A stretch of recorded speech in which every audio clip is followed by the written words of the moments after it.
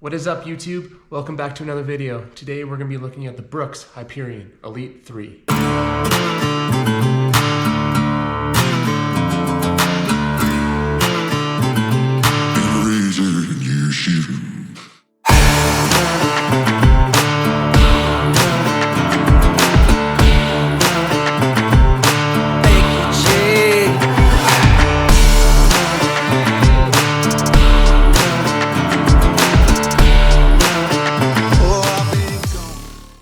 Just a quick disclosure before we get underway. This is a pair of shoes I purchased with my own money. All opinions are my own, and no one will have a chance to view this before I put it online.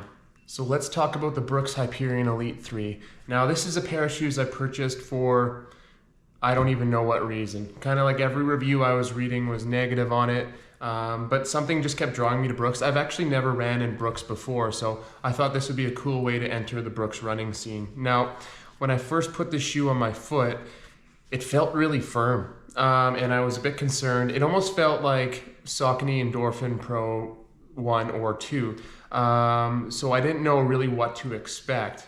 Having said that though, the upper has been incredibly comfortable ever since I put it on for the first time. Now, Brooks is using its quick knit upper, which has been incredibly breathable. It hasn't been harsh at all, flexible in a good way, but it hasn't been stretching at all, so that nice out of the box feel has continued throughout the shoe.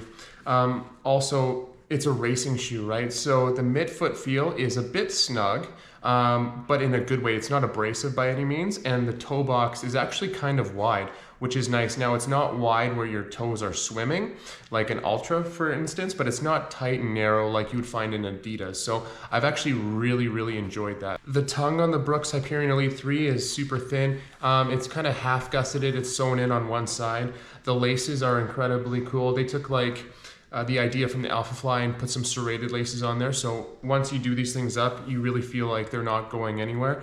And they've also taken almost, I think Saucony had it first in the Endorphin Pro series, but the band, which can tie your laces into it so they don't start flying everywhere. Also the heel counter, it's not stout at all, but I've had no heel slipping, no hot spots, no blisters. This shoe's been an incredible fit since day one. So let's get into this DNA Flash midsole foam. So I've tried on a lot of shoes, and you have the Asics Metaspeed line where it's almost like cardboardy, the Saucony Endorphin line where it's kind of like, feels a little bit styrofoam, but like this feels almost like a gel. It feels like the back of the Asics Gel Nimbus, and it's one of a kind, that's for sure. Now, like I said, the first instep feel was firm, but as soon as I started running, as soon as I started going, it actually felt decently soft and actually quite protective. I would say it's softer than like the Metaspeed Sky Original or even the Nike Zoom X Next Percent 2, but not quite up there in the Asics Metaspeed Sky Plus range or the Alpha Fly range or shoes like that. And in terms of this outsole rubber, it doesn't look like there's a lot, and it must be because the forefoot is a little bit wider than your typical racing shoe. But out there on the snow and the ice, I've done interval sessions, tempo sessions, easy sessions, and I haven't slipped at all. In fact, I would say this is in the upper top 3 of shoes that I trust most on ice now, and it's been a very good experience as well. So I mean, the upper's incredible, the fit's incredible, the foam is protective and it's softer than you think, and the outsole grip is really good. So what's the catch? And I would have to say that even though this midsole foam is protective and it's softer than you think, it really doesn't have that pop that you get from these $300+ shoes, which is what this price range is. You know, you don't feel like it's propelling you extremely forward or you're getting a nice bounce, you know, and it doesn't have the soft level of maybe Fuel Cell like New Balance. So I would say Brooks has the blueprint for an incredible race day shoe. Now, they're missing the mark a little bit in terms of the foam and the responsiveness, and like I think what majority of people want to see in the race day shoe, that extra little kick, that punch, that feeling of propelling you forward. And so they have it, but they need to make some changes, and I'm not sure what that is or what that would look like.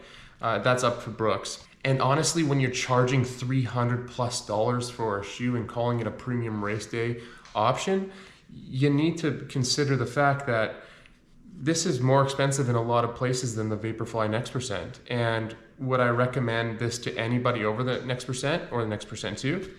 Absolutely not. I mean, unless you have some toe problems that you need the little bit of extra space in the toe box, the Next Percent 2 might be a better shoe in every single area apart from the outside grip. But having said that, could this shoe take you the marathon distance? Absolutely. And if you're a Brooks enthusiast, and I would say as someone that this is the only Brooks shoe I've ever ran in, it's probably your best option in terms of the distance. But the main point that you have to keep in mind is that everybody is different. And if you are, again, like a Brooks enthusiast, or this is a shoe that you get up, you get excited to run in, it gets you out the door every day, then you know what? That price tag that they're charging for this is worth it. You know, if you can constantly train and get out there and be your best self, and this shoe helps you get there, then it's absolutely a great option. So I would say if you are an avid Brooks enthusiast and this is what you want, this is going to be your race day shoe, by all means, it's a great option. But if you don't have that affiliation and you're open to exploring other brands, I would definitely recommend checking out the Saucony Endorphin Pro 3 or the Next Percent 2 or the Asics Metaspeed Sky Original. I would say that the Plus is kind of a different feel. It's more in the Alpha Fly range.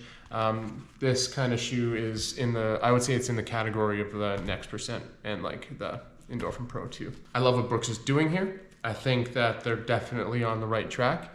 I personally would like to see an update in the midsole foam, whether that's either more stack or just finding a way to add a little bit more pop or a little bit more responsiveness to this midsole foam.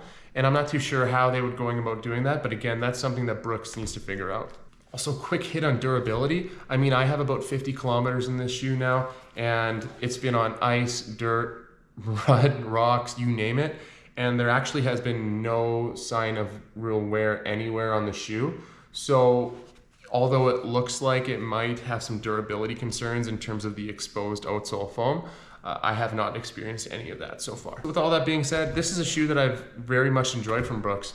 I think it's priced way too high for what it's offering in terms of the midsole foam. I think the upper is absolutely on point, but I'm excited to see what they bring out in 2023.